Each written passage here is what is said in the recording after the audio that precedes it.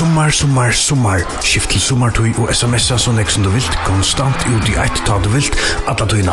Og då så i 100 minutter innanlands fyrir bare 125 kroner. Det et garvilt tilpå. Faktisk det vittlasta og i sommar.